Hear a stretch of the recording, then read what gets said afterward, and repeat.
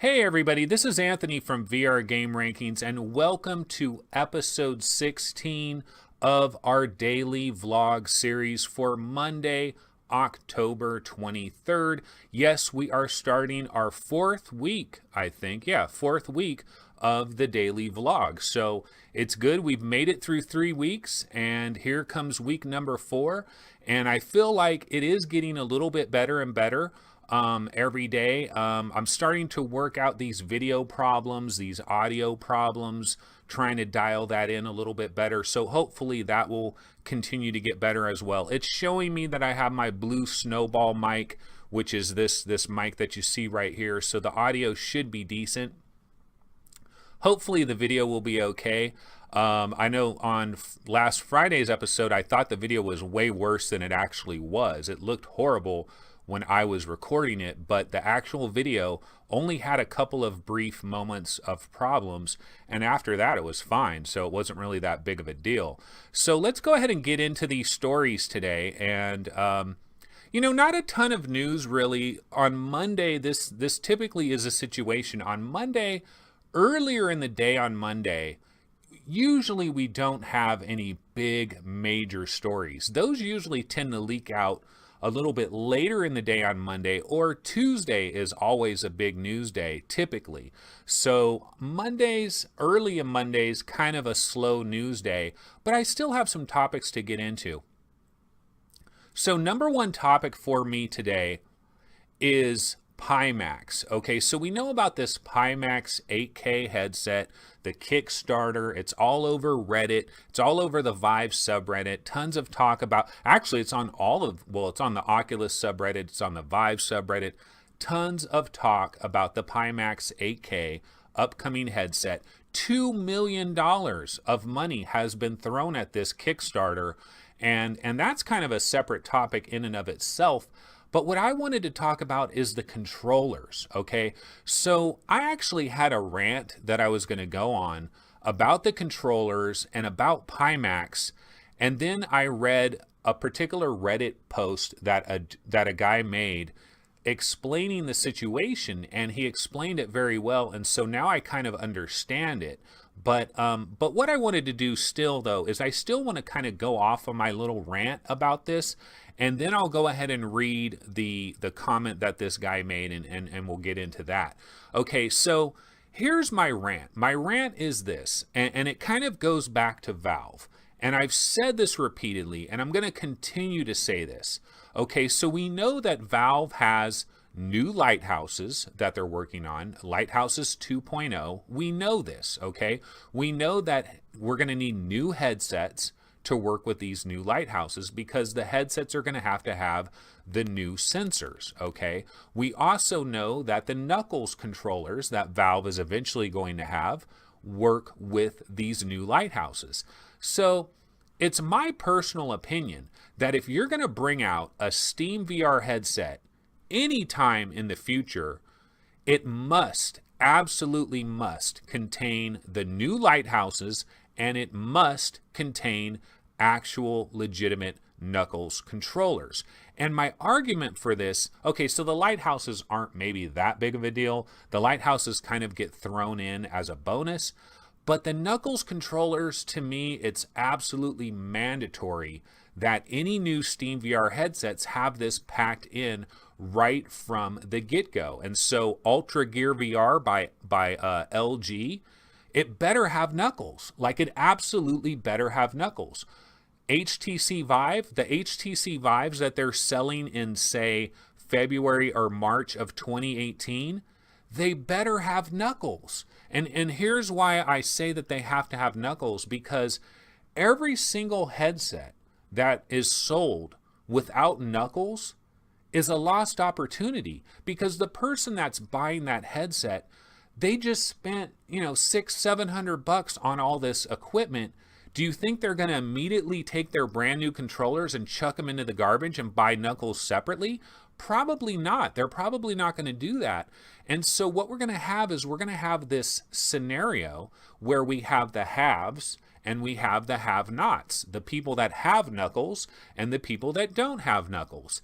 And I know, yes, it's going to be made in such a way where games will be able to take advantage of knuckles, but they'll still work fine with the Vive wands, and it's going to be backwards compatible from that standpoint, yada, yada, yada.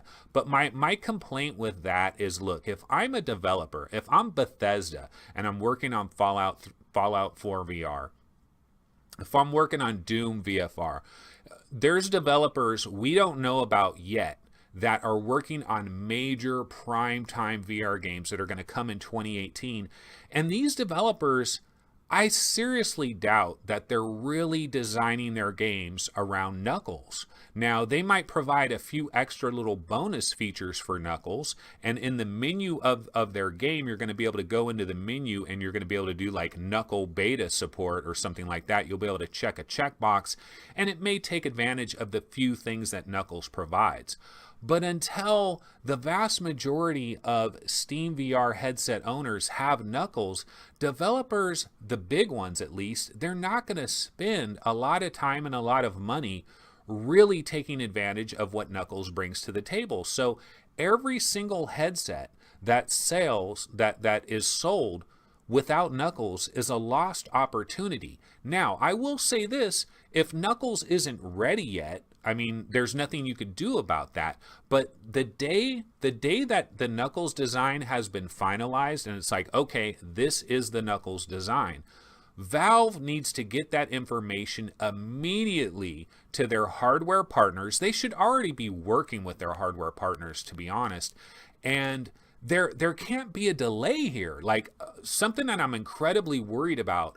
I'm incredibly worried that this Steam, the Ultra Gear VR by LG, is not going to have Knuckles. It's going to come out with those crappy, ugly-looking controllers. It's not going to have Knuckles. Pimax is not going to have Knuckles, and I'll tell you why. And then whatever other headsets, they're not going to have Knuckles right away. And then Valve is going to release Knuckles as a separate item.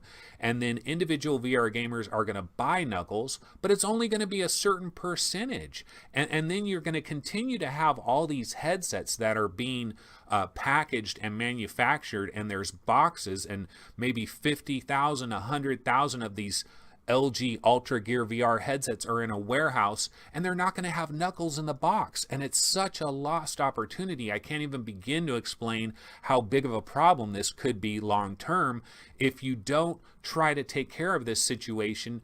We're already going to have a problem. It's already going to be a problem because you're going to have the haves and have-nots any which way you slice it.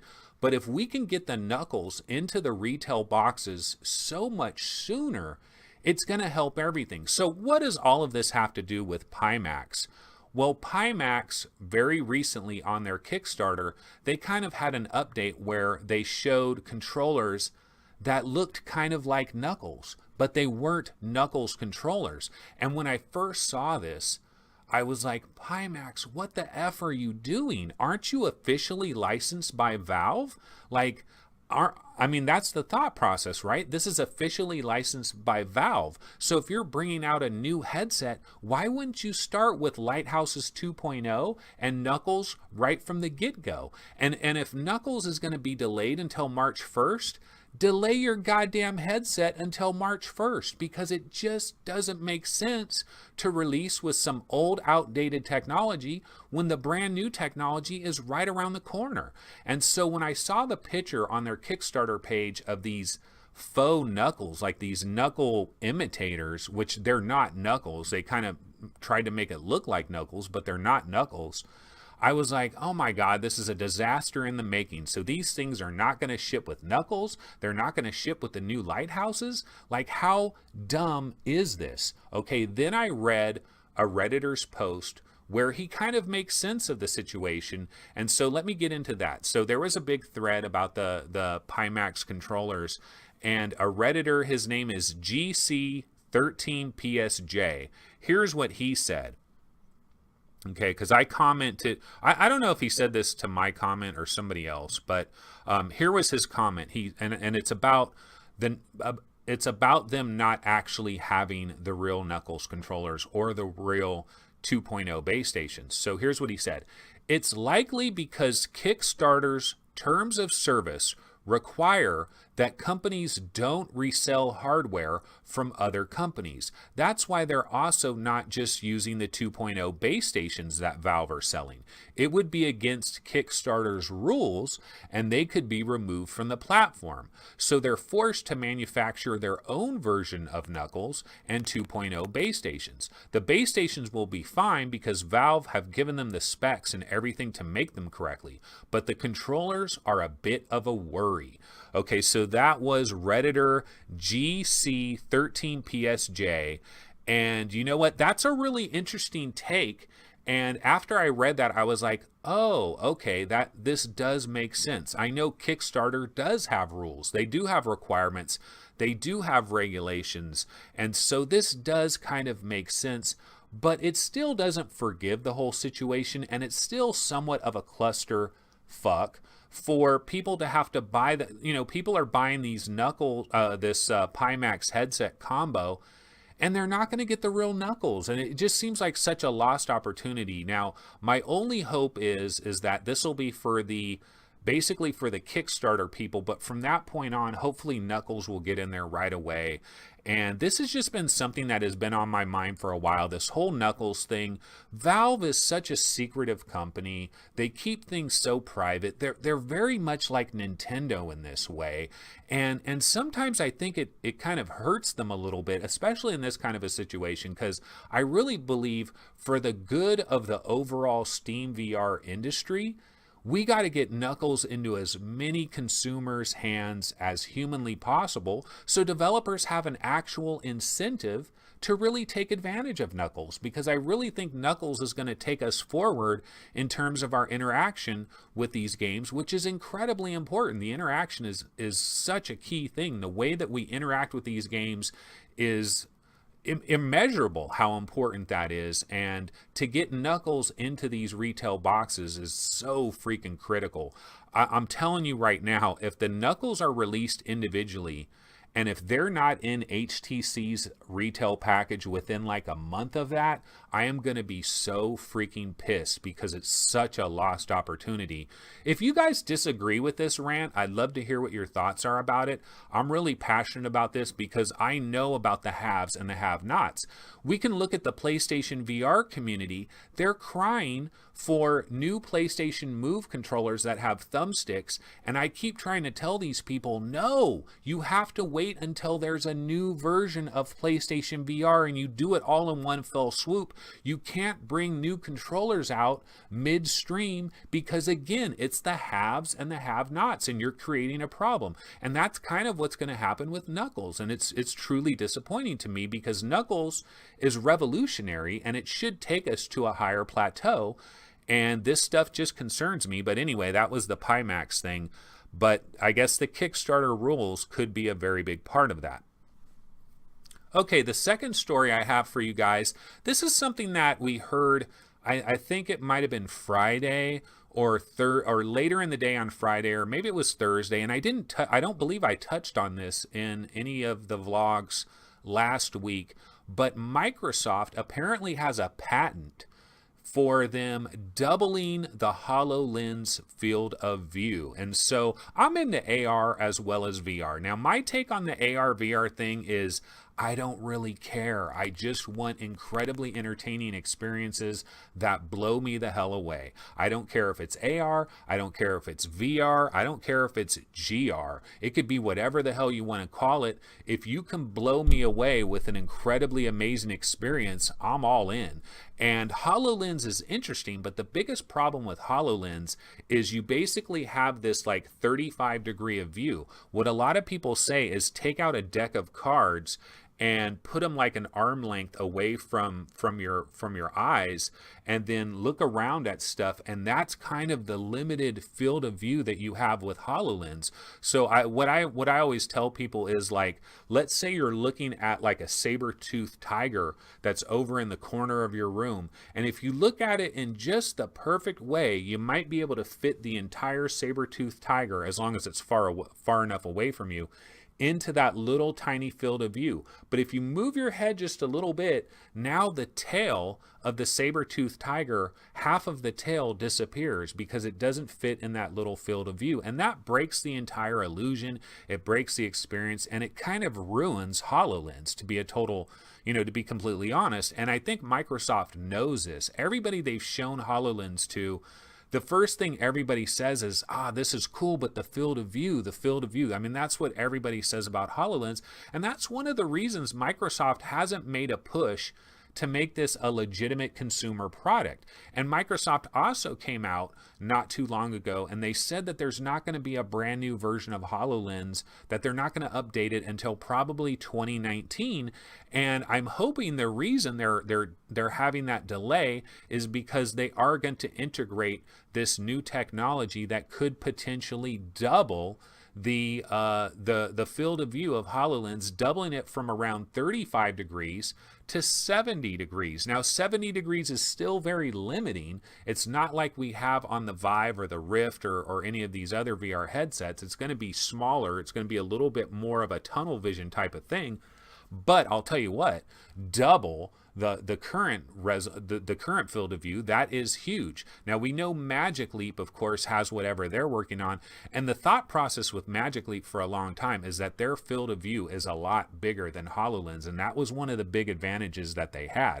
I'm sure when this news broke and Magic Leap heard about that Microsoft's next version of the HoloLens might jump up to 70 degrees, that probably didn't go over too well in the Magic Leap boardrooms, because that was one of the advantages, supposedly, that Magic Leap's technology would have, and now they might not necessarily have that advantage, although HoloLens 2 is not coming until sometime in 2019, and we don't know what the price is. The developer version of the regular HoloLens is $3,000.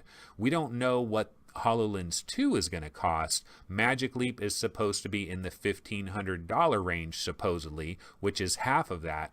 So there's a lot of interesting stuff going on here. That is AR, of course, and I'm not that into AR, but I like to keep my eyes on it, and I like to keep abreast of the AR situation and keep track of it, because there's going to be a day when AR comes in and wipes all this shit away. And I don't look at it as a sad day or like, oh no, my headsets have just been made obsolete. No, it's a happy day, because it's a new exciting technology. If it kills all of our existing headsets, it's actually not a sad thing. That is a happy thing, because that means it's going to be so incredible. Who gives a shit? Okay, so we take a loss on those existing headsets. You know what? Get an extra job, go mow some lawns, do what you got to do, get some more money, and buy yourself a Magic Leap or whatever it is that's going to kill everything. I don't think it's that big of a deal. Okay, let's go to story number 3. Story number 3, Payday 2. So we did find out, this was over the weekend, I believe, an AMA by Overkill, the developer, has revealed that Payday 2, an open beta, will begin on November 16th. So on November 16th, if you already have Payday 2, you can get in here and you can start screwing around in Payday 2 VR. Now, it's an open beta. It's not technically the final version of Payday 2 VR, but you can get in there, you can screw around. Now, one of the biggest concerns, of course, with Payday 2 is the locomotion method, and apparently Overkill has revealed that it's going to be kind of a dash-based locomotion. Like, you look in a certain area and you hit a button or whatever, and then bam, you kind of dash to it. So it's not exactly teleport, and it's not exactly free motion. It's kind of almost a little bit of an in-between thing. I think this is kind of what Doom VFR is kind of using as well. And I think this could work out relatively well. We've seen, I believe it was Island 359 kind of has this movement capability as well, where you can kind of choose a spot and you kind of you kind of go really quickly there. I mean, it's basically a teleport, but it kind of gives you that sense of movement along with the teleport. And so that's what they're going to use, and it's going to include a cooldown feature, because this is like a multiplayer type of game, and you don't want to get into a situation where people are just dashing everywhere unlimited with no cooldown period. So there's going to be a cooldown, so your teleporting ability is going to run out. Now, there will not be any smooth locomotion option at launch, but Overkill is going to look into this. They're going to look into possibly providing some smooth locomotion option at a later date, but they're not promising anything with this. They're going to look into it, but there's no promises. So basically, if you're dead set on not playing any game that doesn't have smooth locomotion, you're going to be out of luck when it comes to Payday 2 on November 16th. You know, what's interesting about, it's still only being planned for the HTC Vive. Now, does this mean that Oculus Rift owners won't be able to play this? No, they will. They will be able to play this. However, there's not going to be any actual work done by Overkill to make sure that the game is a smooth experience for Oculus Rift owners. So if the translation to touch doesn't really work out quite so well, it could be a really janky kind of experience. And there's not going to be an Oculus SDK mode that you can run it in and get space warp and all of that. So that's a little bit disappointing for Oculus owners, but you should still be able to play the game. So technically it's an HTC Vive game, no actual Oculus support, but with OpenVR or the way it works, it's kind of automatic. It's kind of what we expect with Fallout 4 VR as well.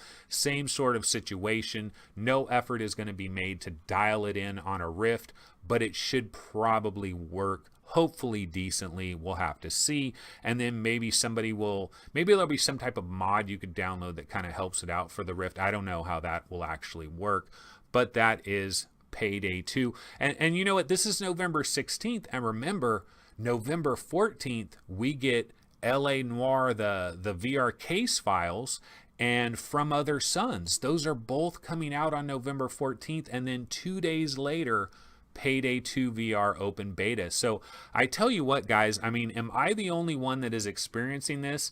But our the fourth quarter of 2017 for VR is been very explosive. We're just getting so many games, and it just seems like it's going to continue. And so this is such an exciting time for VR gamers. If you're a brand new VR gamer that just came aboard recently, man, you guys are so lucky, because you're getting all this AAA kind of stuff piling up. And I can tell you, in the early days of VR, it was all mostly indie stuff, and we had to like wait so long to finally get some AAA fare.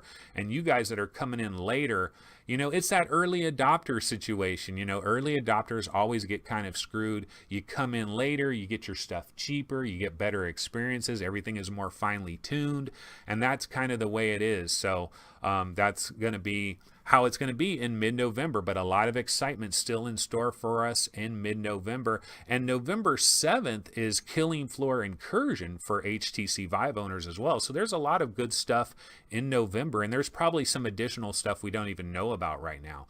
And there's big November stuff for PlayStation VR. The Inpatient is, I believe, November 22nd. So there's a lot of big stuff coming in the month of November. Okay, so that pretty much takes care of the news. And one thing I wanted to mention is, so I'm playing Talos Principle VR. And if you guys have seen the today's VR Roundtable episode, I think it's episode 57, or is it 58? It might be 58. I get these episodes mixed up, but we just dropped a VR Roundtable episode today, and in that episode, we're talking about the Talos Principle VR. And I have to say that when I recorded this episode, I wasn't quite as high on Talos Principle VR at the time of the recording. After the recording, I played it some more, and it's starting to grow on me more and more. So my comments on that VR Roundtable episode, I'm a little bit, I'm kind of saying that I don't know if I really recommend it. Like it's a puzzle game. Can a puzzle game be worth $40? But honestly, I'm kind of coming around on the Talos Principle VR, and I'm starting to enjoy it more and more. But one of the things I wanted to mention is when you're in the Talos Principle VR, in certain areas, there's like these little pools of water, and the water is only maybe 10 inches high or whatever. But I've done this in a lot of VR games where when they give you these nice hands to look at in VR, you know, and you like to look at well, at least I like to look at my hands. And in Talos Principle, they give you these cool looking robot hands, and I'm looking at my hands and stuff. But I'm standing in this little water puddle. And one thing I do in virtually every single VR game that has water and has hands like this is I take my hand and I try to splash the water. Okay, it's something that all of us do if we're standing, you know, we're in a swimming pool or we're in the ocean or whatever. I mean, how many times have you taken your hand and you just kind of splash the water? It's just a normal thing that you like to do, that people do.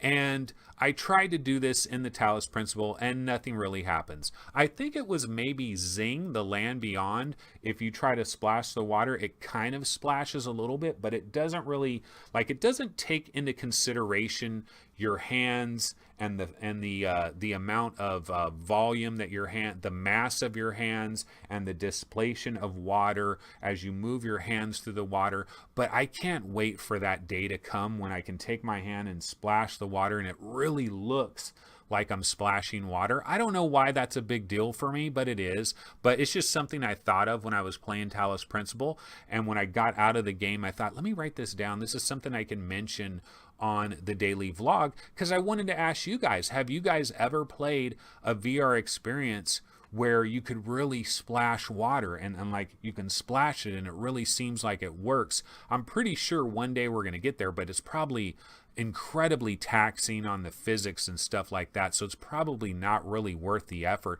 But it's kind of the same thing with like trees and bushes. Like, I'm looking forward to a day where, you know, when you're walking through a forest, if you're walking through a forest in real life, you take your hands and you kind of push branches out of your way as you're walking through the forest, so the branches just don't smack you in the face. You kind of push them out of the way and walk through. Imagine when you're in VR and your hands really kind of interact with physical objects and they consider each other and they take that into consideration. It's going to be an absolute physics nightmare, I'm sure, but somebody's going to figure this crap out, and it's going to be incredibly impressive when they do. I'm really looking forward to that. Now, before I get out of here, I did want to mention Organ Quarter. So VR Roundtable, we covered the pre-alpha demo on a previous episode of VR Roundtable. Me and Gary talked about it. I think Steve played it as well. And we had a pretty good discussion about that Organ Quarter demo. And Outer Brain Studios, they found out about our discussion on VR Roundtable. They watched the discussion. They liked it a lot. And they told us that they would hook us up with a key for the final game. And they hooked us up with a key for Organ Quarter. So full disclosure, we got this for free. We didn't pay any money for it. But what I'll say is, last week was such a busy week with all kinds of incredible games coming out on that same week. Skyworld came out. Luna came out. Gran Turismo and Megaton came out on PSVR. Talos Principle and the Gallery 2 came out. I mean, it was a banging week of releases, and Organ Quarter came out on this same release. And Organ Quarter is a cool game, but it's not going to get the publicity that all those other games are going to get. So it kind of picked a bad week to debut, and I wasn't really that hyped on playing the full version of Organ Quarter, even though I really did like the demo. But I did get around to going into Organ Quarter, the full version, and I have to say, man, I've been thoroughly impressed. I know that we do not need another horror game. We got horror games coming out of our ears. We need a new horror game like we need a hole in our heads. But this is another good one, man. It's really good. It's actually a very good game. Now, there is one major problem with Organ Quarter in my play with it. I love the atmosphere. It's so Silent Hill. I love how dreary and oppressive the environment is that you're in. It feels like a real place, and it feels like somebody's bad dream, and you're in like this apartment complex, and there's all these different apartments, and you're going in different apartments, and you go outside. You know, the apartments will have these balconies, and you'll go outside to the balcony, and you're looking around, and it's just so dreary. It's just so drab. It's like this miserable existence in this place. but it's done so well, it's realized so well that it just really has a feel to it that is strong. Now, the graphics, the developers, Outer Brain Studios, said the graphics would be considerably better than that pre-alpha. Honestly, I'm going to say I don't notice a ton of difference, but I'm early on in the game, so maybe it gets a little bit better as the farther you get into the game. The monsters and the creatures that are in the game, they are disturbing. They look good, and they animate in a disturbing way. They're very Silent Hill. If you're a huge Silent Hill fan, this is pretty much a must buy, I think. It's $20 right now, I think until November 1st, and then it will go up to $25. If you're a big time Silent Hill fan, I mean, I don't know of another VR horror game that is quite capturing the Silent Hill vibe, and this one is. This one is absolutely capturing it. Now, what is the big downside? The big downside of Organ Quarter is the combat. The combat just isn't very good. I can't get around that fact. So there's a survival mode, and then there's kind of like a casual mode. And I decided to play the survival mode because when you have the option of selecting the two, Outer Brain Studios makes it extremely clear that you're meant to play it in the survival mode. But they do make kind of a casual mode as an option for somebody that doesn't want to like have to deal with extreme scarcity of ammo and like all the health things and stuff. It kind of makes it easier, right, to get through the game if you don't really want to deal with all of that, but you still want to experience the Organ Quarter. But I wanted to try the survival mode because I want to play it like a real Silent Hill fan would play the game. And so I did survival mode, and ammo is relatively scarce, but you find a gun, and then you have gun shells, and you have to find your gun shells. At a certain point, you find a shotgun, and then you find shotgun shells, and ammo is very scarce. You always got to look for your ammo. But what'll happen is you'll get into these combat situations with these various creatures, and the act of shooting your gun and hitting the enemy creature and killing the enemy creature and the creature fighting you, I don't think it's that good. I just don't think the combat is that good. Like, I could compare it head to head with, say, Killing Floor Incursion, and I think the combat in Killing Floor Incursion is way better than this. In fact, the combat in a lot of horror games is probably better than this. Like, the combat in Brookhaven, way better than this. But this game just has a Silent Hill vibe, and it has this atmosphere and this oppressive, dreary, horrible place that you're in. But now some people don't like that. Like, some people will get into a game like that and they're like, I don't want to be in a dreary, horrible place. It makes me feel kind of dreary and horrible and miserable. Well, then this isn't the game for you, because this game will give you that vibe.